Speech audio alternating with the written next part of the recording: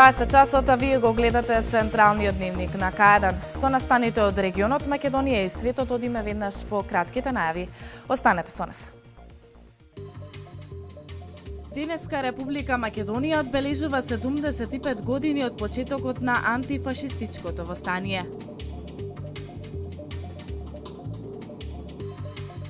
Расте бројот на матични доктори во Македонија.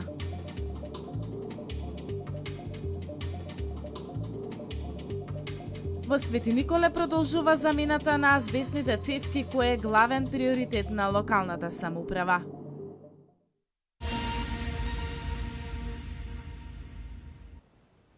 Општина Велес и Општинската организација на Сојузот на борците од НОАВМ Велес денес свечано одбележаа 75 години од востанието на македонскиот народ. Манифестацијата се одржа на спомен косторницата, каде што бројни делегации со едноминутно молчење и положување на свежо цвеќе им одадоа почит на загинатите борци. Во спомен косторницата во Велес се одбележа 75 годишнината од денот на антифашистичкото востание. Свежо цвеќе положија делегации на Општина Велес, Арама, командата за обуки и доктрини Велес, представници на политичките партии, представници од образовни и културни институции и основната организација на Сојузот на борци Велес. 1941 година се крена македонскиот народ на востание за да се ослободи од окупаторот. Така да секоја година заедно со локалната самоуправа се помасоно се одбележува 11 октомври. На значајните историски настани за 11 октомври подсетија учениците од гимназијата Кочорацин. На чествувањето присуствуваше и градоначалникот на Општина Велес Славчо Чадиев. Да го честитам денот кога македонците тргнаа во дефинитивно осамостојување, борба за слобода на Република Македонија. Достојано кој секоја година Општина Велес помага да заедно со Сојузот на борците да го одбележи овој празник. Беа доделени и наградите и признанијата на добитниците на наградите на објавениот конкурс од страна на Сојузот на борци на тема Татковино во срцете носам и 11 октомври, денот на востанието на македонскиот народ за учениците од основните и средните училишта.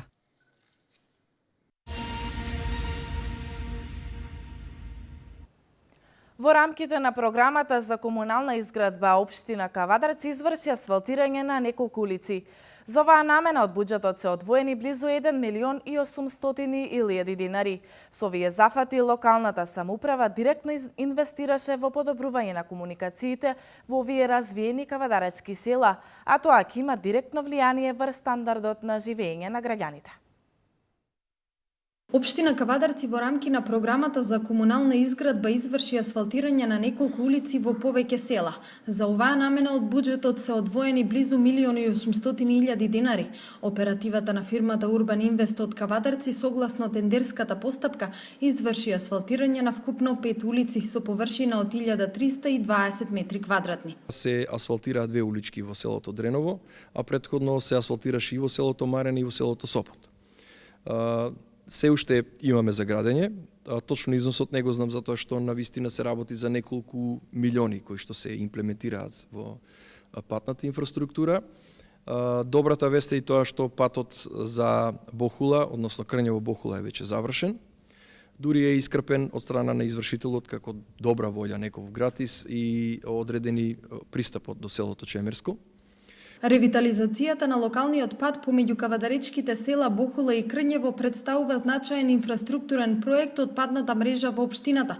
Проширувањето се однесуваше на целата должина на постоечкиот пат, кој е со ширина од 2 метри, како би се добила коловозна конструкција од 5,5 метри.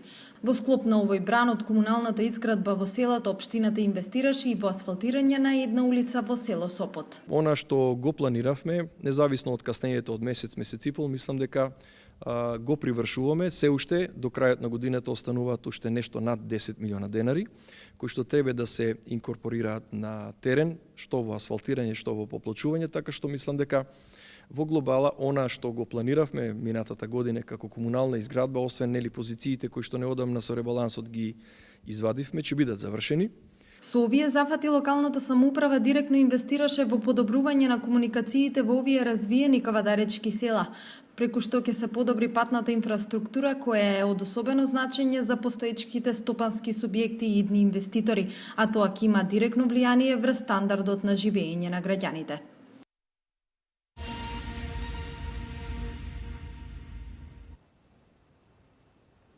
Инфраструктурните проекти се реализираат во општина Свети Николе. Продолжува замената на старите азбестни цевки со нови ПВЦ. Освен ова, во моментов се работи на улиците 11 октомври и на Гоце Делчев во Рецко Мало, а по завршувањето на куќните приклучоци следува и поставување на нов асфалтен слој. Во Свети Николе продолжува замената на азбестните цевки, кој е главен приоритет на локалната самоуправа. Реконструкцијата на улиците се искористува во ист момент да се променат и старите азбестни цевки со нови ПВЦ. За полесно и поефикасно решавање на појавата на дефект се поставуваат нови регулациони вентили, кои дополнително ќе олеснат работата на службите, вели градоначалникот Тасев. Моментално сме во фаза на ставање на вентили за прв пат во градот. Значи досега што се случуваше? Ке пукне негде цевка, а има многу стари азбестни цевки. Мораме да собираме пола град да нема вода и нормално телефоните, цуење, викање, тоа е вообичаена процедура. Сега ставаме на секоја улица регулациони вентили. Ке снема таму вода, само таа улица ја исклучуваме, може да се работи другите без проблем. Значи за прв пат тоа се прави стратешки, наредните 50 години да не се дирне ништо во улиците. Во моментов се работи на улиците 11 октомври и Гоце Делчев во Рецко Мало, а по завршувањето на куќните приклучоци следува и поставување на нов асфалтен слој. Со овој проект жителите ќе добијат нова улица, но и подобар притисок со поквалитетни услуги за вода за пиење. До сега променети се над 4 километри азбестни цевки во ПВЦ и поставени се неколку нови регулаторни вентили од само 4 постоечките до сега за целиот град.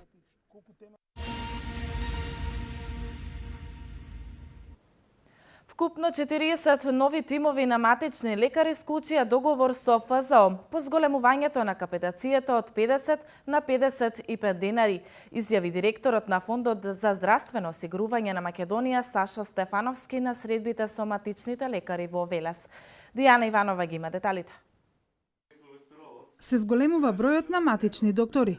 Сашо Стефановски, првиот човек на Фондот за здравствено осигурување, вели дека причината за ваквата состојба е одлуката за покачување на капитациониот бод. Сме исклучително задоволни што после најавата за зголемена капитација имаме нови 40 тимови на матични лекари во здравствените ординации низ Република Македонија. Тоа се 40 повеќе доктори кои што ќе пружаат здравствена заштита за нашите осигуреници и тоа се 40 доктори плюс кои што ќе бидат достапни за нашите осигуреници и тоа се 40 доктори плюс распоредени низ Република Македонија кои што ќе допринесе за поголема достапност на здравствената заштита.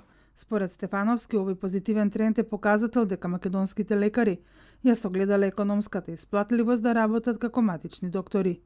Покрај покачениот капитационен бод за подобрување на условите за работа на матичните лекари, придонесува и одлуката за намалување на казнената политика, вели Стефановски. Исклучително е важно што изминатата година воведовме уште неколку новини во работата, а тоа е согласно политиките на владата за релаксирање на казнената политика, ги намаливме одредени казни, прилично ги релаксиравме лекарите да бидат покомотни во својата работа и повеќе време да посветуваат на пациентите, а исто така ја гарантираме и исплатата на финансиските средства до матичните лекари и таа оди без никаков застој навремено, онака како што тоа е уредено во меѓусебните договори. Во Македонија во моментот работат 1564 тимови на матични лекари. На почетокот на овој месец исплатена им е покачена капитација која сега за еден бод изнесува 55 денари. Вкупно на годишно ниво, фондот по основ на капитација на матичните лекари им исплаќа 2 милиони денари.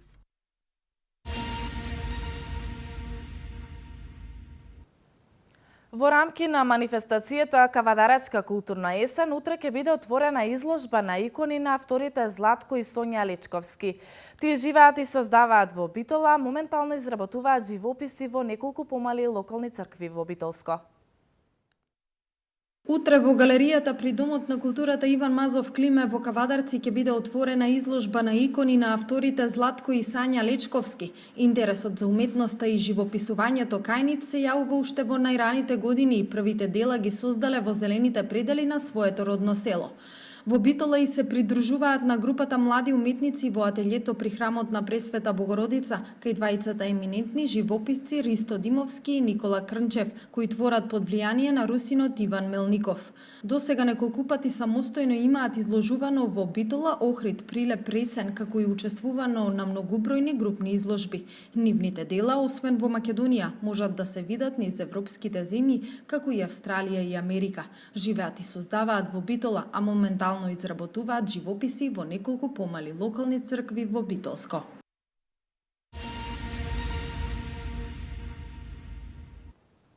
Наликовниот уметник Благоја Маневски, писателот Раим Гании, пијанистката Елена Мисиркова и актерот Атила Клинче денеска во Собранието на Република Македонија им беше врачена државната награда 11 октомври за животно дело во областа на културата и уметноста за 2016 година. Германската компанија Костал вчера официјално со производствени активности започна. Вестите од Македонија.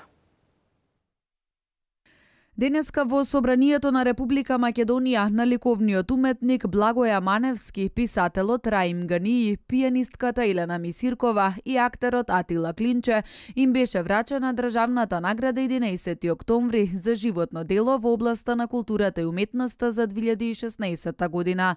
Државната награда 11 октомври е највисоко признание за животно дело во областа на науката, уметноста, стопанството и другите дејности од јавен интерес на Република Македонија.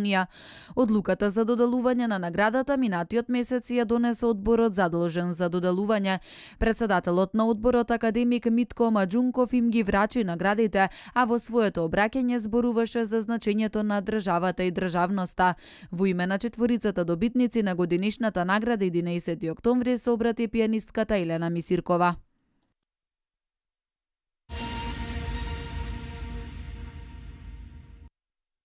Германската компанија Костал вчера официјално стартуваше со производствени активности за технолошко напредни и иновативни производи во областа на автомобилската индустрија.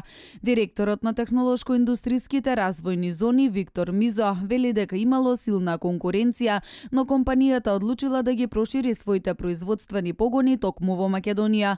Одлуката е донесена поради повеќе причини, но пред се важна е поддршката која му е дадена на инвеститорот и видот и квалитетот на информациите, како исполнување на она што е ветено од наша страна, додава Мизо. Она што беше важно посебно за Охридско-Струшкиот регион е историјата, начинот како вид на производи, како вид на компании порано работеле овдека и токму овдека во комплексот на поранешно ЕМО, компанија која беше бренд не само во Југославија, туку и во Северна Африка и на Блискиот Исток, дури во Нигерија, видоа дека тука има луѓе кои можат и порано работеле електромеханички, дизајнерски активности, производствени активности, што значи дека со дообука, со преквалификација и нормално превземање на или вработување на дел од поранешните вработени овде во ИМО, но и нови млади луѓе од целиот регион, може овдека да најдат конкурентна локација. Мизо вели дека голем дел од вработените биле на обука во Ирска и во Германија. Машините се веќе инсталирани и тие работат на тест производство. Пред крајот на оваа година се очекува да започне и нормалното производство.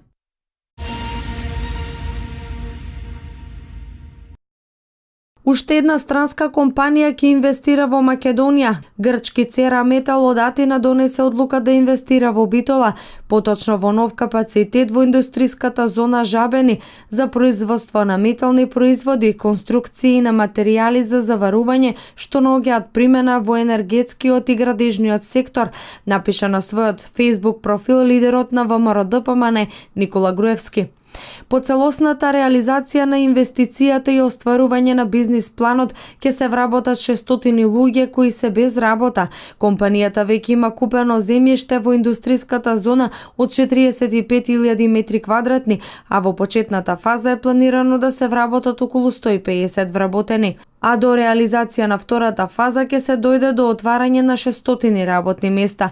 Покрај тоа ќе се отворат индиректни работни места како вршители на трети услуги, односно добавувачи и одржување на погоните, напиша Груевски, нагласувајќи дека конечната зацртана сума која ќе ја инвестира е 12 милиони евра, а во првата фаза 5 милиони евра.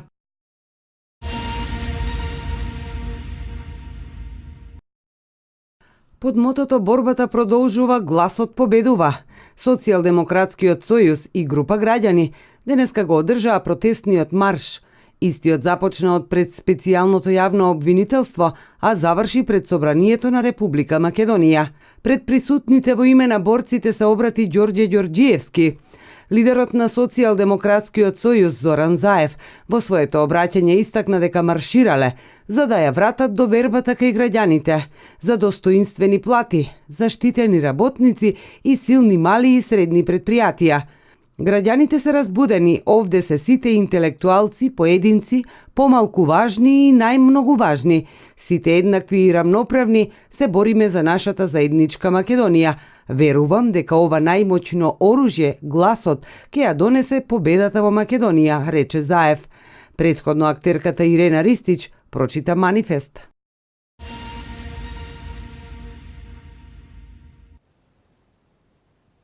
А од вестите од светот, рускиот председател Владимир Путин нема да оди во Париз на 19 октомври, откако го одбил предлогот на францускиот колега Франсуа Оланд средбата да биде посветена само на преговорите за Сирија.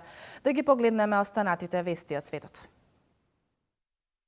Британскиот весник Индепендент пишува дека повеќе од половина европски исламисти имаат криминално минато и се приклучуваат кон групата Исламска држава, затоа што им се ветува покајување. Весникот се повикува на Меѓународниот центар за истражување на радикализацијата при Кралскиот коледж во Лондон. Според извештајот, криминални и терористички мрежи во Европа се слеваат, создавајќи опасна група джихадисти за кои насилството не е едноставно религиозна жилба, туку начин на живот. Новата криминално-терористичка приврзаност им прави проблем на европските безбедносни служби да го откријат радикализирањето, смета директорот на Меѓународниот центар и експерт за тероризам Петер Њуман.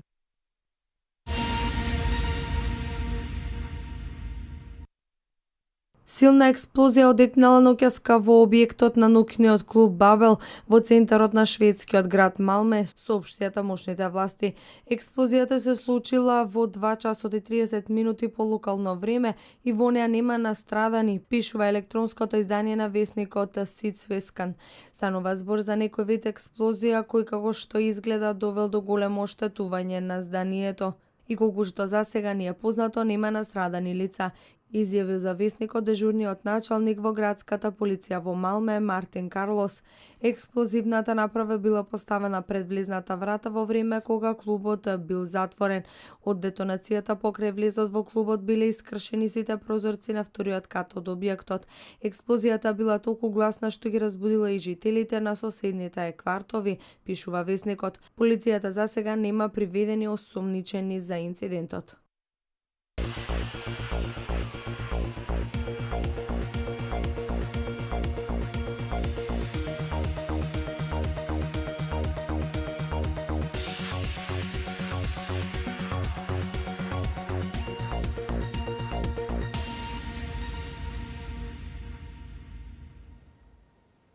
Облачно време со врнежи од дожд имаме денеска во земјава. Максималната дневна температура се движи во интервал од 14 до 19 степени. Да ги погледнеме деталите.